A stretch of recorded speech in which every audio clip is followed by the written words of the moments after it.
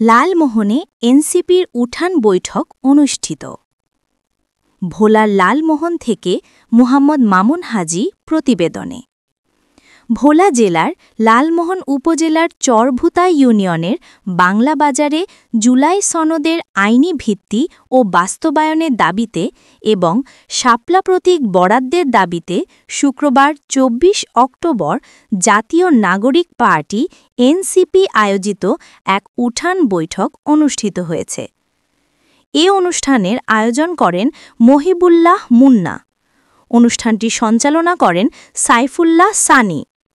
অনুষ্ঠানে প্রধান অতিথি হিসেবে উপস্থিত ছিলেন এনসিপির কেন্দ্রীয় নেতা মেহেদী হাসান শরীফ।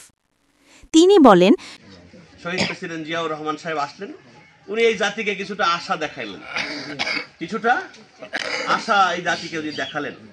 দুর্ভাগ্য তাকেও আমাদের পার্শ্ববর্তী এক রাষ্ট্রের কারণে সেও বাঁচতে পারল না। তারপরে আবারও হোঁচট খেলাম আমরা এরশাদ সাহেবের কাছে। তারপরে সর্বশেষ ২০০৬ সালের ২৮ অক্টোবর এই দেশের স্বাধীনতার সূর্য আবারও ডুবে গেল। আবারও আমরা এক অন্ধকার জগতে প্রবেশ করলাম।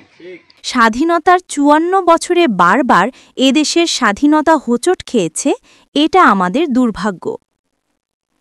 বৈঠকে বিশেষ অতিথি হিসেবে উপস্থিত ছিলেন ভোলা জেলা যুগ্ম সমন্বয়ক ইয়াসির আরাফাত, জেলা যুগ্ম সমন্বয়ক মোহাম্মদ শরীফ হাওলাদার, জুলাই যোদ্ধা মোহাম্মদ সিরাজ সহ অন্যান্য নেতৃবৃন্দ। এ সময় আরও উপস্থিত ছিলেন মোশাররফ হোসেন অমি, মহিবুল্লাহ মুন্না ও উপজেলা শাখার অন্যান্য নেতৃবৃন্দ।